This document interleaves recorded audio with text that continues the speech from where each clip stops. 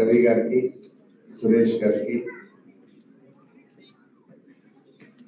NRI UK విభాగం అధ్యక్షులు నవీన్ రెడ్డి గారికి, గౌరవ అధ్యక్షులు చందు గౌడ్ గారికి, రత్నాకర్ గారికి, vice presidents Hari, Satya and Ravi గారికి, అదేవిధంగా మా సోదరి ఇద్దరు చాలా బాగా మాట్లాడారు, పవిత్ర గారు, సుప్రియ గారు అండ్ వివిధ విభాగాల అధ్యక్షులు, ముఖ్యంగా NRI UK BRS family members అందరికీ నా హృదయపూర్వక నమస్కారాలు. ముఖ్యంగా ఇది వీక్ డేస్, ఈ రోజే స్కూల్ స్టార్ట్ అయినట్టు, మళ్ళీ రేపు పిల్లలు స్కూల్కి వెళ్ళాలి. I don't know how much time you have, ఎంత టైం తీసుకోవాలనేది కూడా ఇంపార్టెంట్. ఎందుకంటే పిల్లలు స్కూల్కి వెళ్ళాలి, మీరు వెళ్ళాలి. వీకెండ్ అయి ఉంటే మనం రేపు ఈవినింగ్ 11 అయినా పర్వాలేదు ఉండేది. బట్ మిత్రులేమో కాలుష్యం మీద మాట్లాడాలి, రన్నింగ్ పొలిటికల్ సబ్జెక్ట్స్ అన్ని మాట్లాడాలని మీరు ఎక్స్పెక్ట్ చేస్తున్నారు. But I don't take much time. I know మీకు కూడా రేపు అంతా కూడా బిజీ షెడ్యూల్ ఉంటుంది కనుక ఒక 25-30 minutes లో ముగించే ప్రయత్నం చేస్తాను. నెక్స్ట్ టైం ఎట్లా నా డాక్టర్ ఇక్కడ జాయిన్ అయింది కనుక మధ్యలో రావాల్సి ఉంటుంది. ఈసారి వచ్చినప్పుడు ఏదైనా వీకెండ్ చూసి ప్లాన్ చేసుకోండి. ముఖ్యంగా అనిల్ కుర్మాచలం లేని రోజు కూడా నాకు కనబడతాను. అనిల్ 2012 లో నేను 13 లో వచ్చినప్పుడు అప్పుడు అయితే ఫస్ట్ మీటింగ్ నాతోనే అనిల్ ఏర్పాటు చేశాను. మీలో చాలా మంది ఆ రోజు పాల్గొన్నారు, ఈ రోజు పాల్గొన్నారు. I'm so happy. ముఖ్యంగా ఎన్ఆర్ఐ బిఆర్ఎస్ పార్టీ ఫస్ట్ పుట్టిందే మన లండన్ లో పుట్టింది, యూకేలో మొత్తం ప్రపంచవ్యాప్తంగా ఈరోజు గులాబీ జెండా పాకిందంటే ఎన్ఆర్ఐ యూకే కృషి వల్ల, మీ ఇన్స్పిరేషన్ వల్ల, మీ ప్రయత్నం వల్లనే చెప్పి చెప్పుకోక తప్పదు. అంతేకాదు ముఖ్యంగా మన కల్చర్ ను కూడా, మన బతుకమ్మను, మన బోనాలను కూడా అద్భుతంగా లండన్ లో ప్రారంభించి ప్రపంచ వ్యాప్తంగా కూడా జరగడానికి దోహదపడ్డది కూడా ఎన్ఆర్ఐ యూకే విభాగం. సో అట్లా చాలా బాగా ఒక మంచి టీం వర్క్ చేశారు. మరి ఎన్నో సందర్భాల్లో అక్కడ మేము ప్రొటెస్ట్ చేస్తా ఉంటే దాన్ని ఇక్కడ మీరు ప్రొటెస్ట్ చేస్తూ మన ఇండియన్ గవర్నమెంట్ కూడా రికగ్నైజ్ చేసే విధంగా ఆనాటి భారత ప్రభుత్వం కూడా ఇది తెలంగాణ ఉద్యమం అంటే ఏదో కొద్దిమంది నాయకులదే కాదు, ప్రపంచ వ్యాప్తంగా ఉండే ఇంటెలెక్చువల్స్ అడుగుతున్నారు, ఎన్ఆర్ఐస్ అడుగుతున్నారు, ఈ రాష్ట్రం ఏర్పడాల్సిందే అని చెప్పి ఆనాటి మీ పోరాటం ఎంతో ఉద్యమానికి ఊతమిచ్చింది, ఉద్యమాన్ని ఉరూతలుగించింది, రాష్ట్ర ఏర్పాటుకు దోహదపడ్డది. So I thank each and everyone.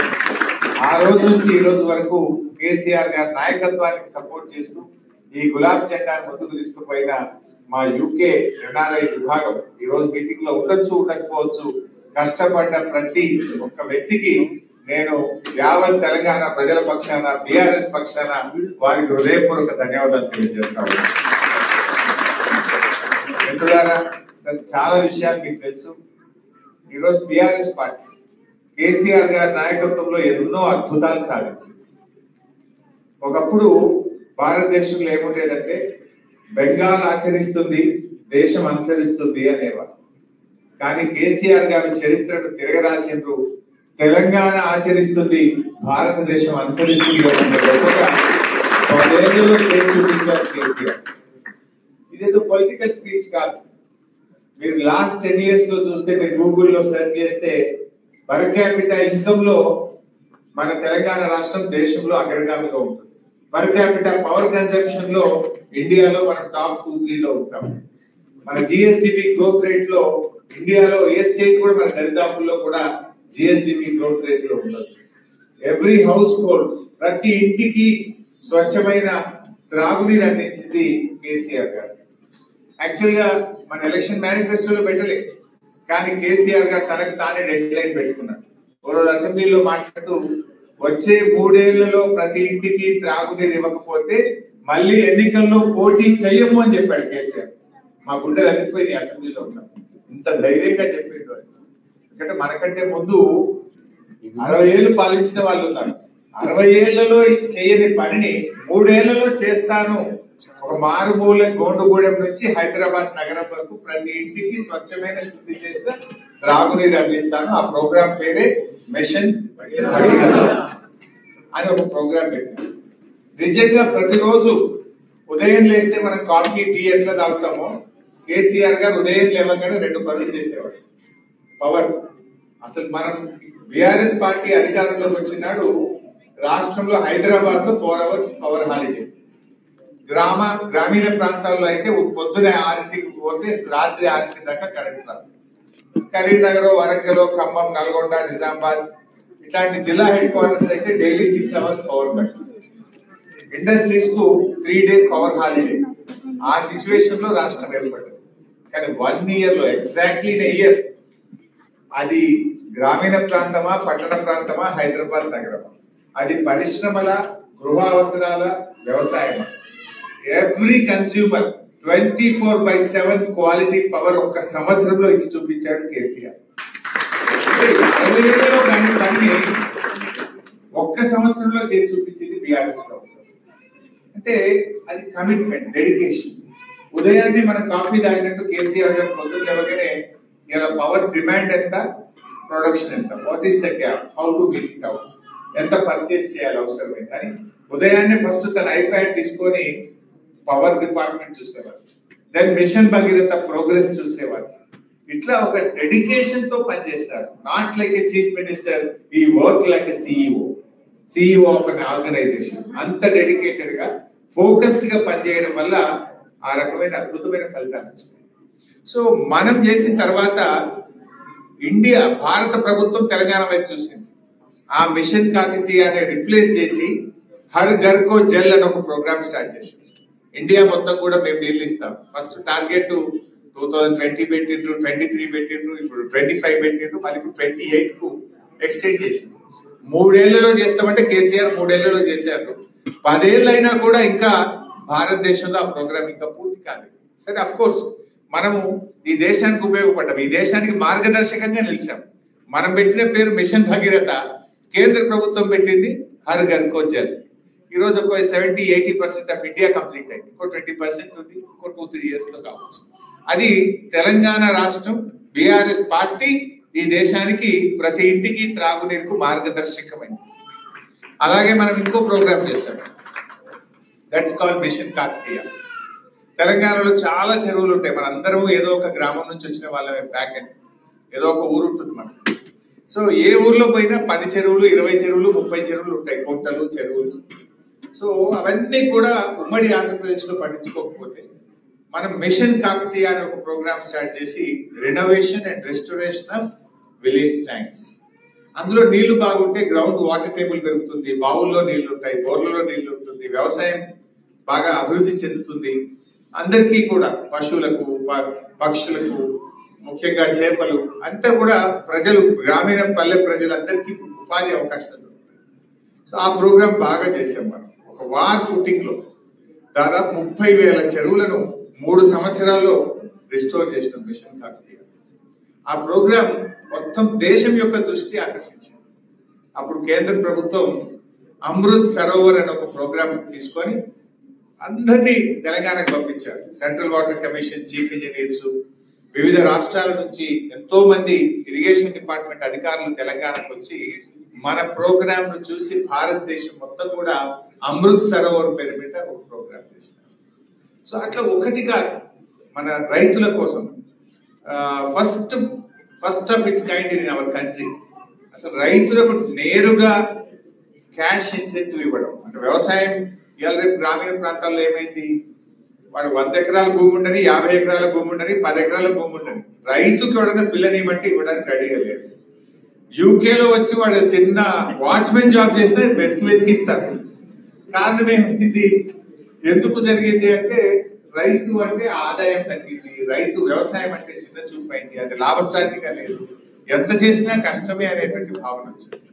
అటువంటి పరిస్థితుల నుంచి కేసీఆర్ గారు రైతు బంధు అనే ఒక ప్రోగ్రామ్ తీసుకొని ప్రతి ఎకరానికి సంవత్సరానికి 10,000 రూపాయలు ఇన్పుట్ సబ్సిడీ, దేనికోసం, ఫర్టిలైజర్ కానీ, దాన్ని దున్నడానికి ట్రాక్టర్ రైట్ కానీ, అట్లా ఎంకరేజ్ చేద్దాం వ్యవసాయాన్ని అని చెప్పి 10,000 రూపాయలు ఇచ్చాము.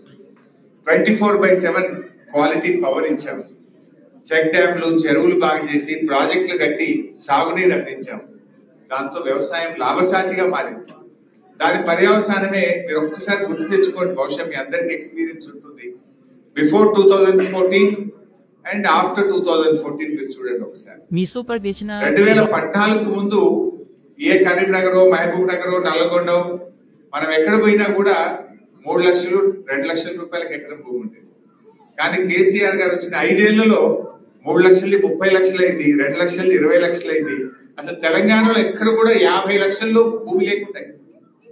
సో అట్లా రైతు బంధు అనే మనం స్టార్ట్ చేసిన ప్రోగ్రామ్ గవర్నమెంట్ ఆఫ్ ఇండియా కూడా ఆలోచించి ఇది మంచి ప్రోగ్రామ్ అని చెప్పి దాని పేరు మార్చి పిఎం కిసాన్ యోజన పేరు మీద దేశం మొత్తం కూడా రైతు బంధును రిప్లికేట్ చేసినారు. Like that every programme Telangana ఆచరిస్తుంది, భారతదేశం అనుసరిస్తుంది అన్నంత గొప్ప పేరు మన రాష్ట్రానికి.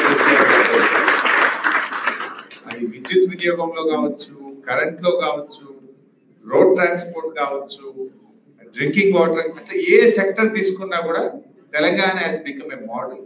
అసలు మన ప్రభుత్వం ఉన్నప్పుడు ఆల్మోస్ట్ ఎవ్రీ మంత్ ఏదో ఒక స్టేట్ నుంచి ఏదో ఒక డెలిగేషన్ వచ్చేది. డ్రింకింగ్ వాటర్ స్టడీ చేసుకోవడానికి, పవర్ సెక్టర్ స్టడీ చేయడానికి, హరితహారం స్టడీ చేయడానికి.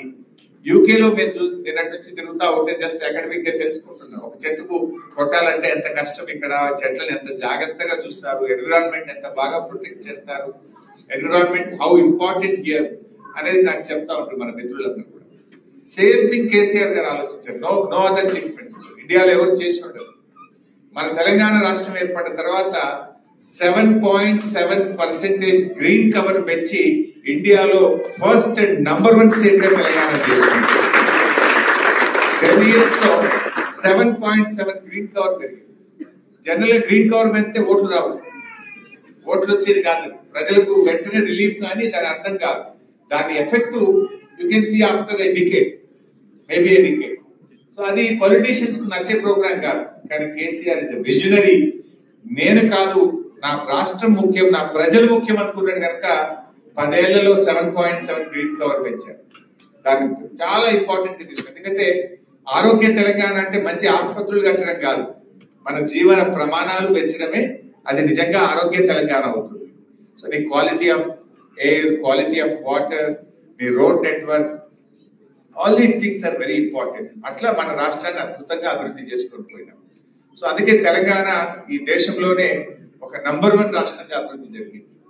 సరే అన్ఫార్చునేట్లీ వాళ్ళ ఒక అర్రాస్ పాట లాగా పాడింది. కేసీఆర్ 10,000 రైతు బంధు ఇచ్చింది కదా, నేను 15,000 ఇస్తాను. ఒక ఆయన మెదక్ ఎమ్మెల్యే, మీరు ఎప్పుడైనా వీడియో చూసిందో లేదో, ఎలక్షన్ లో పోటీ చేసిన ఆయన, కేసీఆర్ 24 గంటల కరెంట్ ఇచ్చాడు రోజుకు, నేను 48 గంటలు ఇస్తాను. చూసిందే సోషల్ మీడియాలో. సో అట్లా వాళ్ళు మాట్లాడేసినారు, ఏది పడితే అది మాట్లాడినారు. కేసీఆర్ ఆడపిల్ల పెళ్లికి 1,00,000 రూపాయలు ఇస్తున్నాడు కదా, మేము ఇంకా తులం బంగారం కల్పిస్తామన్నారు. సో అట్లా ఏది మాట్లాడినా చెప్తూ చెప్తూ ప్రజల్లో ఒక రకమైన మార్పు తెచ్చారు. ఒక చిన్న ఎగ్జాంపుల్ కూడా చెప్తాను. ఒక రోజు నా దగ్గరికి పంచాయత్ సెక్రటరీలు వచ్చినారు, అంటే విలేజ్ ఆఫీసర్స్, విలేజ్ అడ్మినిస్ట్రేషన్ చూసి officers. They all came to almost వాళ్ళ అసోసియేషన్ 15 మంది వచ్చినారు. చాలాసేపు కూర్చోబెట్టి నేను మాట్లాడుతుంటే they gave a representation saying that we have so much, ఎన్నో ఇష్యూస్ ఉన్నాయి, మాకు చాలా కష్టాలు ఉన్నాయి, మాకు గ్రామ పంచాయతీలకు డబ్బులు రాక మేమందరూ అప్పుల పాలైపోయాము, ట్రాక్టర్లో డీజిల్ పోయడానికి కూడా ప్రభుత్వం డబ్బులు ఇస్తలేదు, మా రెగ్యులరైజేషన్ కావట్లేదు, అట్లా వాళ్ళ గ్రీవియన్స్ అంతా చెప్పారు. వాళ్ళు అడిగాను, అంటే మీకు ఉద్యోగాలు ఎవరు ఇచ్చిందా బాబు అన్నారు. కేసీఆర్ గారు ఇచ్చారు. అప్పుడు ఒకేసారి 10,000 జాబ్స్ ఇచ్చారు పంచాయత్ సెక్రటరీస్. ఉద్యోగాలు ఎవరు ఇచ్చారు? కేసీఆర్. ట్రాక్టర్లు ఎవరు ఇచ్చారు? కేసీఆర్ గారు ఇచ్చారు. మీకు పవర్స్ డెలిగేట్ చేసింది ఎవరు? ప్రతిదానికి కలెక్టర్ దగ్గరకు, ఆర్డీఓ దగ్గరకు అనుకుంటా పవర్స్ డెలిగేట్ చేసింది ఎవరు? కేసీఆర్ గారు ఇచ్చారు. మరి మీరే కదరా పోయి మమ్మల్ని ఒడగొట్టింది అని అంటే ఒక మంచి మాట చెప్పండి. నేను కూడా ఐ రియలైజ్ ఏమన్నాడు ఒక సెక్రటరీ అందరూ లేచి, మాకు ఎట్లా తెలిసిందన్నా మీ విలువ, తెలంగాణ వచ్చినాక డైరెక్ట్ మీరే గవర్నమెంట్ లోకి వచ్చిండ్రు, 2 టైంలు మీరే ఉన్నారు, వాళ్ళు ఏదేదో చెప్తున్నారు కదా, వాళ్ళు ఏదో చెప్తే ఇంకా బాగా అయితేమో, ఇంకా బెటర్ గా ఉంటదేమో అని అనుకున్నాము. నౌ వి రియలైజ్డ్, గవర్నమెంట్ మారింది కనుక we realised we are able to judge. ఇప్పుడు అర్థమైందన్న, ప్రభుత్వం మారిన తర్వాత పాతది ఏంటి, కొత్తది ఏంటి, మేము ఏం మిస్ అయ్యామో, మేము ఏం కోల్పోతున్నామో మాకు అర్థమైంది అన్నారు. అంతకుముందు అన్న 10 ఏళ్ళు మీరే ఉన్నారు రాష్ట్రం ఏర్పడిన తర్వాత. నేరుగా మన ప్రభుత్వం ఉండడం వల్ల కంపేర్ చేసుకోవడానికి మాకు ఆపర్చునిటీ లేకుండా పోయింది. ఇప్పుడు గవర్నమెంట్ మారిన తర్వాత ఏడాది లోపలనే మాకు అర్థమైంది what we are missing, what we are lose అనేది ఇప్పుడు మాకు అర్థమవుతుంది అని అన్నారు. సో అట్లా తెలంగాణలో చాలా మార్పులు వచ్చింది. ఇలా చెప్పుకుంటూ పోతే చాలా విషయాలు ఉన్నాయి. బాగా డెవలప్ అయింది స్టేట్. గతంలో చంద్రబాబు నాయుడు కూడా మీరు స్పీచ్లు చూస్తుంటారు, ఆయన మాట్లాడేవాడు. ఒకప్పుడు ఆంధ్రాలో ఒక ఎకరం అమ్మితే తెలంగాణలో 10 ఎకరాలు వచ్చేది. కానీ చూసారా కేసీఆర్ ఎంత బాగా చేసినాడు. ఇప్పుడు తెలంగాణలో ఎకరం అమ్మితే ఆంధ్రాలో 10 ఎకరాలు వస్తుంది అని మనం మాట్లాడాలి, చంద్రబాబు నాయుడు మాట్లాడాలి. That is the change we have show. But today what happen? Back end ఒకసారి మీ అమ్మకో నాన్నకో ఫోన్ చేయండి, లేదా మీ రిలేటివ్స్ కి ఫోన్ చేయండి, మీ డిస్ట్రిక్ట్ లో, మీ విలేజ్ లో, మీ తాలూకాలో ఫోన్ చేయండి. ఈ రోజు ఎవరైనా భూమి అమ్ముతా అంటే కొనేవాడు లేడు. కేసీఆర్ ఉన్నప్పుడు 50 లక్షలకి ఎకరం పోయిన భూమి ఇప్పుడు ఎవరైనా ఆడపిల్ల పెళ్లి ఉందో, పిల్లల్ని యూకేలో చదివించాలంటే 30 లక్షలకు అమ్ముతారా? 10, 20 తక్కువ అంటే కూడా కొంటూ లేకుంటాయి. మరి ఎందుకంటే మారింది? కేసీఆర్ పెంచింది ఎట్లా, ఇప్పుడు దిగింది ఎట్లా? ఎక్కడ లోపం ఉంది, ఎక్కడ అడ్మినిస్ట్రేషన్ లో లోపం ఉంది, ఇవాళ ఆలోచించాల్సిన అవసరం. ఒక పాజిటివ్ యాటిట్యూడ్. అంటే మన కేసీఆర్ గారు ఎంతసేపు ఆయన ఆల్వేస్ స్పీక్స్ పాజిటివ్. నాది ధనిక రాష్ట్రము, నా రాష్ట్రం అద్భుతంగా అభివృద్ధి జరుగుతుంది అని ఒక పాజిటివ్ ఎన్విరాన్మెంట్ ను స్టేట్ లో క్రియేట్ చేసినారు. మనీ రోల్ అయ్యేది కేసీఆర్ గారు ఉన్నప్పుడు, కానీ ఈ రోజు ఆ పరిస్థితి లేదు. తెలంగాణ ఎవరిని మాట్లాడించినా చాలా ఇబ్బందులు వచ్చినాయి. People are also realized. ఏమైంది? రైతు బంధు 2 పంటలకు రానే లేదు. చాలా చెప్పిన విషయాలు కొత్త దేవుడు ఉన్నాయి కూడా ఒకటొకటి బంద్ అవుతా ఉన్నాయి. దాంతో ప్రజలు కూడా అర్థం చేసుకుంటున్నారు. సో అట్లా ఇవాళ తెలంగాణలో కూడా మళ్ళీ ఎప్పుడు ఎన్నికలు వచ్చినా ప్రజలు కేసీఆర్ ను, బీఆర్ఎస్ ను గెలిపించడానికి ఇవాళ సిద్ధంగా ఉంటారు. సో పీపుల్ కూడా అర్థమైంది. సో కొన్ని సందర్భాల్లో మనం కూడా కొన్ని చిన్న తప్పులు జరగవచ్చు. సో వాటిని మనం కూడా సరి చేసుకుంటాం. మనం కూడా దాన్ని వాటి అన్నింటినీ కూడా రెక్టిఫై చేసుకొని మనము కూడా ముందుకు వెళ్తున్నాం యాజ్ బీఆర్ఎస్ పార్టీ. ఎందుకంటే మీరందరూ కూడా ఇవాళ ఎంతో గర్వపడే విధంగా కేసీఆర్ గారు తన పాలన అందించారు. సపోజ్ ఇక్కడ మీకు అన్ని రాష్ట్రాల వాళ్ళు ఉంటారు ఇండియా నుంచి, పీపుల్ ఫ్రమ్ తమిళనాడు, కేరళ, కర్ణాటక, లేదా సౌత్ ఇండియానే కాదు నార్త్ ఇండియా నుంచి కూడా ఉంటారు. కంపారిజన్ లో మీరు ఎంత ప్రౌడ్ గా చెప్పగలుగుతారు? మా స్టేట్ లో 24/7 agriculture free power in our state అంటే నో అదర్ స్టేట్ ఇండియా. ఇప్పటికీ ఉత్తరప్రదేశ్ లో పోతే ఏదైతే UP considered to be the largest state and highest population.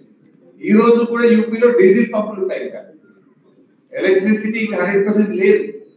ఆ ఉన్న చోట కూడా రైతులకు they give only 6 to 8 hours ఇస్తారు. 6 to 8 అవర్స్. ఇంకా కొన్ని చోట్ల డీజిల్ పంప్స్ ఉంటాయి. మన దగ్గర అసలు 24/7 ఫ్రీ పవర్ ఇవ్వగలుగుతారు. సో అట్లా వీరందరూ గర్వపడే విధంగా తెలంగాణ రాష్ట్రాన్ని మనం మొదలు తీసుకుపోయింది. Maybe youngest state, but best state గా మనం దాన్ని ట్రై చేయగలుగుతాం. ఐటీలో, ఇండస్ట్రీలో కేటీఆర్ గారు ఎంత అద్భుతంగా పనిచేసినో మీకు తెలియదు కాదు. ఈవెన్ బెంగళూరులో కూడా గ్రోత్ రేట్ లో మనం బెంగళూరు కూడా బీట్ చేసినాం. ఐటీ ఎక్స్పోర్ట్స్ గ్రోత్ లో కానీ, ఐటీ జాబ్ క్రియేషన్ లో మనము బెంగళూరు కూడా ఓవర్టేక్ చేసినాం. సో అట్లా అనేక సెక్టర్స్, ఈ సెక్టర్ ఆ సెక్టర్ కాదు, ఈవెన్ హెల్త్ సెక్టర్ లో కూడా mother mortality rate, child mortality rate తగ్గిస్తూ ఇండియాలో 3rd ప్లేస్ కి వచ్చింది. ఒకప్పుడు తెలంగాణ రాకముందు మనం ఎక్కడో 12th, 13th ప్లేస్ లో ఉండేవాళ్ళం. దాన్ని తగ్గించి మనం 3rd ప్లేస్ కి వచ్చినాం. మనకంటే ముందు తమిళనాడు, మహారాష్ట్ర ఉండే. బీఆర్ఎస్ ఉంటే ఈ పార్టీకి నెంబర్ 1 అయి ఉండేవాళ్ళం. సో అట్లా మేము స్లోగా పనిచేస్తూ నెంబర్ 3కి తెచ్చాం హెల్త్ సెక్టర్ లో. లైక్ ఎవ్రీ సెక్టర్ అట్లా పనిచేస్తూ అద్భుతంగా ముందుకు పోయాం. బట్ ఈ రోజు ఏం జరుగుతుందో మీకు తెలుసు. ఎంతసేపు కొత్త ప్రభుత్వం వచ్చిన తర్వాత పర్ఫార్మెన్స్ లో కాకుండా వాళ్ళు ఏదో ఒక గోబల్స్ ప్రచారం, మనం ఇది ఈ కమిషన్ వేసినాము, ఆ ఎంక్వైరీ చేసినాము, దీంతో కాలం గడిపే ప్రయత్నం చేస్తున్నాం. అంటే నెగిటివ్ యాటిట్యూడ్. ప్రజలకు కావాల్సింది పర్ఫార్మెన్స్ కావాలి, రిలీఫ్ కావాలి, బెటర్ పర్ఫార్మెన్స్, బెటర్ డెలివరీ కావాలి. బట్ వీళ్ళకి ఆ ఆలోచన లేదు. ఇవాళ అవినీతి విపరీతంగా పెరిగిపోయింది రాష్ట్రంలో. మీరు ఎవరిని అడిగినా చెప్తారు. ఏ గవర్నమెంట్ ఆఫీస్ పోయినా, మున్సిపల్ అడ్మినిస్ట్రేషన్ డిపార్ట్మెంట్ పోయినా, రిజిస్ట్రేషన్ డిపార్ట్మెంట్ పోయినా, రెవెన్యూ డిపార్ట్మెంట్ పోయినా చాలా ఇబ్బందిగా ఉంది ప్రజలకు. అది నేను చెప్పాల్సిన అవసరం లేదు, మీకే ఫీడ్బ్యాక్. సరే, కాళేశ్వరం గురించి మిత్రులు మాట్లాడుతున్నారు, అది మాట్లాడితే ఒక గంట subject.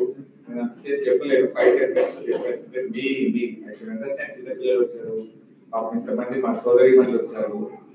I can't test your patience, so I'll finish in 10 minutes. So Kaleshwaram విషయానికి వచ్చారు. కాళేశ్వరం పదే వింటారు. కాళేశ్వరం అంటే 1,00,000 కోట్ల రూపాయలు పోయినాయని, లేదా కాళేశ్వరం కులేశ్వరం అయిందని, ఇలాంటి గ్లోబల్ విస్పర్ క్యాంపెయిన్ ఒకటి చేస్తాం. యాక్చువల్లీ వాట్ ఈస్ కాళేశ్వరం అంటే, సింపుల్ గా చెప్పాలంటే, కాళేశ్వరం ప్రాజెక్ట్ లో 3 బ్యారేజీలు, 15 రిజర్వాయర్లు, 19 సబ్స్టేషన్లు, 21 పంప్ హౌస్లు, 203 కిలోమీటర్స్ టనలు, 1,531 kilometres gravity canal, 98 kilometers of pressure main, 540 meters of pumping system. All this together is a Kaleshwaram. So, beauty of Kaleshwaram is much good year. This year is last year and this year is a very good rainfall. Mana state lo manchi varshpatam. When you have a good rainfall, manaku SRSP nunchi bed baneru, ikkadaithe Sircilla daggara bed baneru untundo, SRSP నుంచి bed baneru నీళ్ళు వస్తాయి by gravity. You will operate the motors and pumps of Kaleshwaram from bed baneru itself. You don't operate from Ellapalli or you don't operate from Kaleshwaram, Medigatta. You will operate from bed baneru itself. అంటే 50% సిస్టమే నడుస్తుంది, but ఆయకట్టు 37 lakh acres కు ఆయకట్టు నీళ్ళు వస్తుంది. Good year, average rainfall ఉంది. అప్పుడు ఏమవుతుందంటే, we'll operate motors from Yellampalli. మన కడెం రిజర్వాయర్, ఆదిలాబాద్ లోని కడెం నుంచి మంచి వరద ఎల్లంపల్లికి వస్తే, ఎల్లంపల్లి నుంచి మోటార్ లాంచ్ చేసుకుంటే మనము కాళేశ్వరం సిస్టమ్ పనిచేస్తుంది. So bad year, less rainfall ఉన్నప్పుడు తప్పనిసరిగా నీళ్లు ఉండేటువంటి point Medigadda point.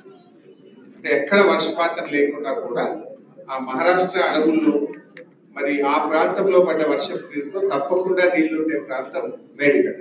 That is the, ఎంత క్రైసిస్ లో కూడా అక్కడ తప్పకుండా నీళ్లు ఉంటాయి. కాళేశ్వరం అంటే ఏంటి అసలు?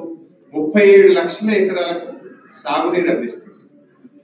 60% ఆఫ్ తెలంగాణకు డ్రింకింగ్ వాటర్ ఇస్తుంది. ఇండస్ట్రీకి 16 TMC ఆఫ్ వాటర్ పెట్టాం. ఇండస్ట్రీకి ఉంటుంది, డ్రింకింగ్ వాటర్ ఇంక్లూడింగ్ హైదరాబాద్ తో పాటు 60% ఆఫ్ తెలంగాణకు డ్రింకింగ్ వాటర్ ఇస్తుంది. అదే విధంగా 37 లక్షల ఎకరాలకు సాగునీరు అందిస్తుంది. సో ఇలాంటి బ్యూటిఫుల్ ప్రాజెక్ట్. ఇలా ఏం జరిగింది యాక్చువల్ గా? అన్ఫార్చునేట్లీ 3 బ్యారేజెస్ అని చెప్పాను. Before 3 barrages, all the 15 reservoirs with capacity of 141 TMC, 141 TMCల సామర్థ్యం కలిగిన 15 రిజర్వాయర్లు దే ఆర్ ఇంటాక్ట్. ఇప్పుడు ఉదాహరణకు Mallanna Sagar, the biggest reservoir with 50 TMC capacity. మొన్న రేవంత్ రెడ్డి గారు ఆ మల్లన్న సాగర్ నుంచి హైదరాబాద్ మూసీకి నేను నీళ్లు తీసుకెళ్తాను, మూసీ మురికి నీరును పారదోలడానికి ఈ కాళేశ్వరం నీళ్లను మల్లన్న సాగర్ నుంచి తీసుకెళ్లి మూసీలో వదిలితే ఆ మురికంతా కొట్టుకపోతుందని ఒక 7,000 కోట్ల రూపాయలతో టెండర్ పిలిచినాడు. వర్క్ జరుపుతాం. మరి కాళేశ్వరమే కూలిపోతే ఈ 7,000 కోట్ల రూపాయలతో ఎందుకు టెండర్ పిలిచావు అంటే there is no answer in assembly. దానికి ఆన్సర్ లేదు. ఆయన మళ్ళీ ఒకటి గంధమల్ల అని నల్గొండ డిస్ట్రిక్ట్ ఆలేరు నియోజకవర్గంలో ఒక రిజర్వాయర్ ఫౌండేషన్ వేసినాడు సీఎం. ఆ గంధమల్లకి ఎక్కడి నుంచి నీళ్లు పోతాయి? మల్లన్న సాగర్. కాళేశ్వరంలో అంతర్భాగంగా నిర్మించిన largest reservoir with 50 TMC capacity called Mallanna Sagar. Mallanna Sagar నుంచే గంధమల్లకు పో. నువ్వే కాళేశ్వరం కూలింది అంటావు. 3,000 కోట్ల రూపాయలతో గంధమల్ల రిజర్వాయర్ కంట దాని కింద 1,00,000 ఎకరాలకు నీళ్లు ఇస్తాడు. Source is Kaleshwaram and Mallanna Sagar. Double standards. Number 2, Uttam మాట్లాడుతూ మన అసెంబ్లీలో అన్నాడు, ఏమన్నాడు? అసలు వితౌట్ కాళేశ్వరం ఈసారి చాలా పంట పండింది, హైయెస్ట్ క్రాప్ ఈల్డ్, అత్యధికంగా పంట పండింది, అసలు రికార్డు పంట పండింది, కాళేశ్వరమే లేదు అని. నేను సింపుల్ గా లేచి ఒక క్వశ్చన్ అడిగాను. 2 years అయింది మీ గవర్నమెంట్ వచ్చి, ఒక్క చెరువు తవ్వినారా? ఒక్క చెక్ డ్యామ్ ఏమైనా కట్టినారా? ఒక ప్రాజెక్ట్ ఏమైనా కట్టినరా? ఒక కాలువ ఏమైనా తవ్వారా? మీ 2 years లో ఒక్క ఎకరానికి ఎక్కడైనా అడిషనల్ గా వాటర్ ఇచ్చారా? ఇస్తే చెప్పు దాని పేరు అన్న. సైలెన్స్. మరి ఒక ఎకరానికి నీళ్ళు ఇవ్వలేదు, ఒక ప్రాజెక్ట్ కట్టలే, ఒక చెరువు దవ్వలే, ఒక కాలువ దవ్వలేదు, ఎక్కడి నుంచి పండింది? All this is done by BRS government in the last 10 years. సో కాళేశ్వరం వాడలేదంట. నేను ఇందాక చెప్పినది, in a good year will operate pumps and motors from mid Manair. మనకు బాగా వర్షాలు పడ్డాయి కనుక they have operated from mid Manair. Medigadda point use చేయలేదు.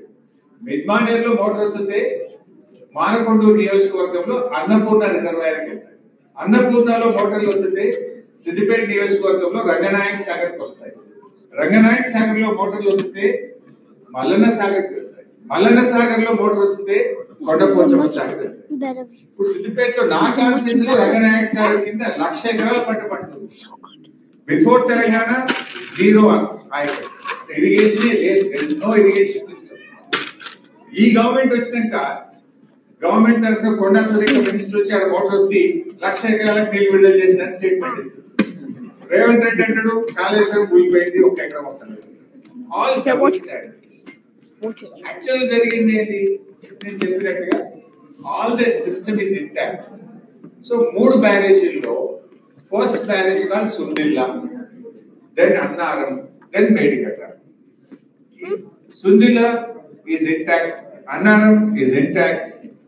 అసెంబ్లీలో కోదండరామ్ గారు క్వశ్చన్ అడిగాడు, మేడిగడ్డ లాగా సుందిల్లా అన్నారం కూడా కూలిపోతాయా అని నిపుణులు చెప్తున్నారా అని అసెంబ్లీలో క్వశ్చన్ అడిగాడు. నేను ఉత్తమ్ ఏం చెప్పిన answer, no, they are perfect, అవి బాగున్నాయి.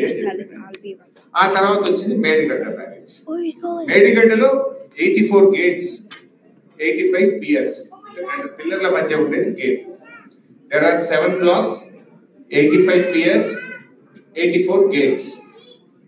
సో ఈ 84 గేట్స్ ఆర్ ఇంటాక్ట్. 85 పియర్స్ లో 3 పియర్లు కుంగినాయి కంటే, అది సంఖ్య ఇది, కూలి కూడా పోలేదు, కుంగినాయి 3 పిల్లర్లు కుంగినాయి. Out of 85, out of 84 gates 85 piers. 85 piers లో 3 piers కుంగినాయి in block 7. NDSA report అంటే what NDSA said, మొత్తం ఆ block 7 out of 7 blocks 6 blocks are intact. block 7 replace చేసి మళ్ళీ కట్టండి, you can operate the system అని NDSA ని చెప్పింది. వాడు ఏమంటాడు, దానికి అది చేయకుండా 2 years నుంచి టైం వేస్ట్ చేసి మొత్తం కాళేశ్వరం పోలింది. గోబల్స్ ప్రచారానికి పాల్పడతారు. నేను మొన్న అసెంబ్లీలో అడిగిన, మరి మీ కాంగ్రెస్ ప్రభుత్వమే కట్టి కాంగ్రెస్ హయాంలో కూలిన కడెం ప్రాజెక్ట్ సంగతి ఏంటి, ఎల్లంపల్లి ప్రాజెక్ట్ సంగతి ఏంటి, పెద్దవాగు ప్రాజెక్ట్ సంగతి ఏంటి? మొత్తానికి ప్రాజెక్టే వాష్ అవుట్ అయింది. ఇక్కడ project is 99.5% is intact. Only 3 piers has sunk. ఆ 3 పిల్లర్లను 7th బ్లాక్ రిప్లేస్ చేస్తే 300-400 కోట్లు అయిపోయి ముచ్చటకు 1,00,000 కోట్లు అని చెప్పి ఒక గోబల్స్ ప్రచారం. In fact the expenditure incurred is only 94,000, 93,850. They say 1,00,000 కోట్ల కుంభకోణం. The expenditure incurred it self it is 93,850. Out of that 99.5% is intact. అంటే ఈ రకంగా ఇంకా ఎంతకాలం ఇలా చేయగలుగుతారు? ప్రజలేమి ఇన్నోసెంట్ కాదు కదా. నేను ఆయన ఎమ్మెల్సీ నాగేశ్వర్ గారు ఏదో చెప్తా ఉంటే నేను టీవీలో చూస్తా ఉంటా, ఆయన మాట్లాడుతూ మాట అన్నాడు. నిన్న నాకు చొప్పదండికి ఒక రైతు ఏదో ఫోన్ చేసినాడు, ఏమయ్యా ఎట్లుంది కాళేశ్వరం గురించి ఏమనుకుంటున్నారు అంటే, ఏమున్నా సార్ నేను నాగలు పెట్టి దుంతా ఉంటే ఆ ఎద్దు తాడు తెగిపోయింది. తాడు తెగిపోతే ఈ తాడు తయారు చేసినోడు ఎవడు, ఈ తాడులో క్వాలిటీ లేదా, ఈ తాడులో లోపం ఉందా అని తిరుగుతానా సార్, ఇంకో తాడు పెట్టి దుంతానా సార్ నేను అన్నాడు.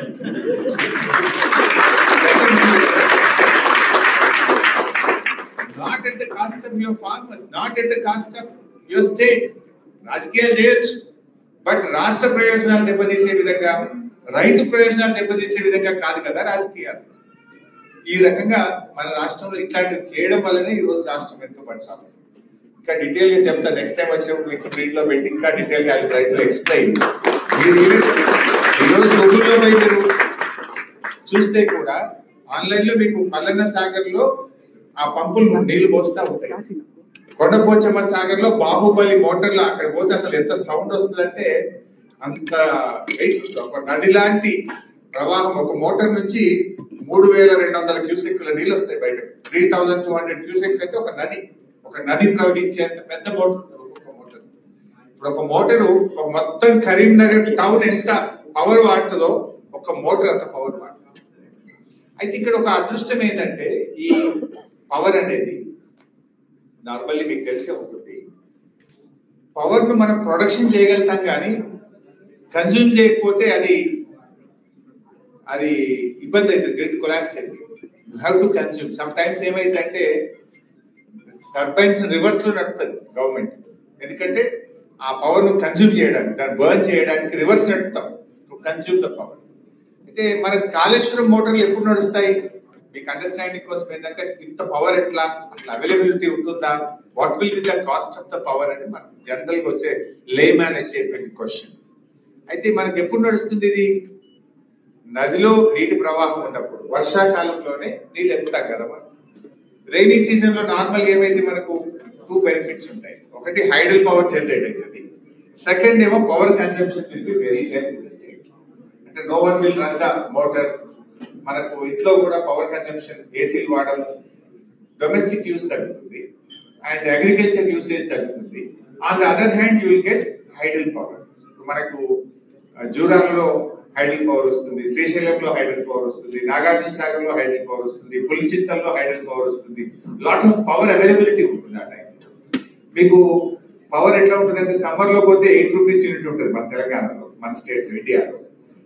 రైనీ సీజన్ లోకి వస్తే 2 రూపీస్ యూనిట్ దొరుకుతుంది power exchange. And peak hours లో ఈవినింగ్ 6 to 8 6 రూపీస్ ఉంటుంది, డే అంతా 1 రూపీ 2 రూపీస్ పవర్ దొరుకుతుంది. అందువల్ల రైనీ సీజన్ లో మన state install capacity 16,000 megawatts, 16,000 megawatt మన state install capacity. But rainy season లో your power consumption will be around 6,000, 5,000, 7,000. Remaining 10,000 either you will shut down or you will run in the reverse mode. So అట్లాంటి టైంలో మనకు ఈ నీళ్లు తెచ్చి కాళేశ్వరం మోటార్లు నడిపి రిజర్వాయర్లలో నీళ్లు నింపి పెట్టుకుంటాం ఇన్ మ్యాటర్ ఆఫ్ 90 days. 90 రోజుల్లో నింపి పెట్టుకుంటే year long for drinking water, for industrial usage, for agriculture ఆ నీళ్లను వాడుకునే గొప్ప ప్రాజెక్టు కాళేశ్వరం. యాక్చువల్గా ఒక ప్రాజెక్ట్ అంటే ఇండియాలో ఈరోజు decades you take Narmada project Google చేయండి, ఇంటికి పోయింటారు. 8 సంవత్సరాలు 30 ఏళ్ళు కట్టారు. ఎస్ఆర్ఎస్పి ప్రాజెక్ట్ 25 ఏళ్ళు 30 ఏళ్ళు కట్టారు. శ్రీశైలం, నాగార్జున సాగర్ మీరు గూగుల్ చేయండి, అసలు ఎన్ని సంవత్సరాలు కట్టారు. ఈ మధ్యలో కట్టుకున్నటువంటి పెద్ద పెద్ద ప్రాజెక్ట్స్ చూస్తే అసలు ఇప్పుడు వచ్చిన ఎన్విరాన్మెంటల్ లాస్, ఇప్పుడు ఉన్నటువంటి ల్యాండ్ అక్విజిషన్ కంపల్సరీ ప్రొసీజర్స్ వల్ల ఇట్ ఈస్ టేకింగ్ డికేట్స్, వేరాజ్ మనము 4.5 సంవత్సరాల్లో కట్టాము అంత పెద్ద ప్రాజెక్ట్.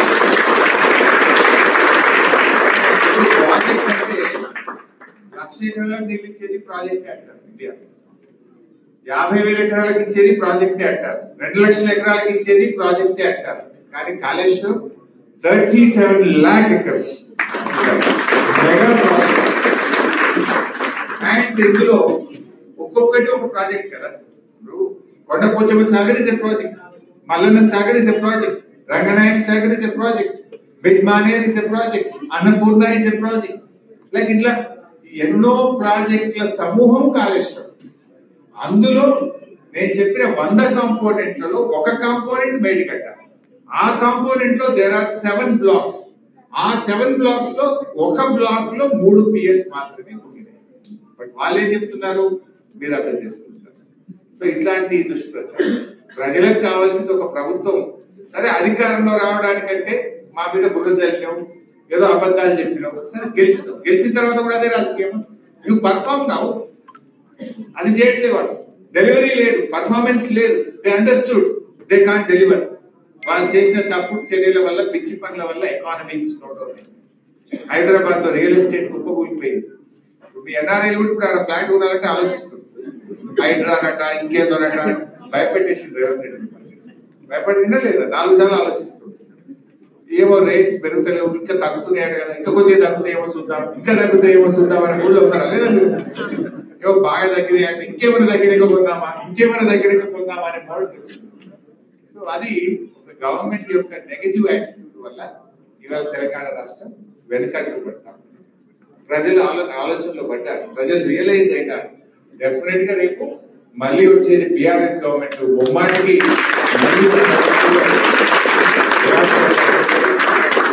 మీ యొక్క నైతిక మద్దతు ఎన్ఆర్ఐల యొక్క సహకారం ఎప్పటికి కూడా మర్చిపోలేదు. ఇంకా భవిష్యత్తులో నిన్న మా నవీన్ అడిగిండు, అన్న మా ఎన్ఆర్ఐల గురించి ఏమైనా ఆలోచిస్తున్నా అన్నాడు. తప్పకుండా ఆలోచిస్తాం నవీన్. మొన్న కొద్ది అవకాశాలు తీసుకున్నాం కానీ భవిష్యత్తులో ఎన్ఆర్ఐ లీగ్స్ కూడా ఇంకా అన్ని రకాలుగా రాజకీయంగా ఇష్టపడే వాళ్ళు, రాజకీయంగా ఇంకా ఏ రంగాల్లో ఇష్టపడే వాళ్ళు మీ మద్దతు దయచేసి బ్యాక్ ఎండ్ లో ఫోన్ లో మాట్లాడినప్పుడు కానీ యూరియా కష్టాలు ఏమంటున్నారో మీరు చూసుకుంటారు. 10 ఏళ్లలో అసలు యూరియా బస్తా కోసం ఎవరు ఇవాళ అసలు రాత్రి 12 గంటలకు లైన్ లో నిల్చుంటున్నారు, చెప్పులు లైన్ లో పెట్టుకున్నారు, పాస్బుక్ లైన్ లో పెట్టే పరిస్థితి వచ్చేసి. అంటే అది గవర్నెన్స్ ఫెయిల్యూర్. 10 years లాంటి ప్రాబ్లం ఇప్పుడే ఎందుకు రావాలి? లాస్ట్ 10 years లో అంతకుముందు ఉండేది. మరి బిఆర్ఎస్ గవర్నెన్స్ లో ఒక ఫస్ట్ ఇయర్ ఉండే ప్రాబ్లం సెకండ్ ఇయర్ అని కూడా సెట్ చేసుకున్నాం. Why not? ఎందుకు దాన్ని కంటిన్యూ చేయలేకపోతున్నాం? మన గవర్నమెంట్ టైం లేదనుకుంటున్నా మాట్లాడుతున్నాను. సరే, థ్యాంక్ యూ వెరీ మచ్. నేను మీ అందరి యొక్క నైతిక మద్దతుకు హృదయపూర్వక ధన్యవాదాలు తెలియజేస్తూ మీ సహకారం ఎప్పుడు ఇదే విధంగా కొనసాగాలని, మీ అందరి గౌరవం పార్టీ ఎప్పుడు మీకు అండదండగా ఉంటుంది. ఎప్పుడు మీరు మన స్టేట్ కి వచ్చినా, ఇండియాకి వచ్చినా ఏ రకమైన సహకారం కావాలన్నా our doors are open. We are with you. Thank you very much.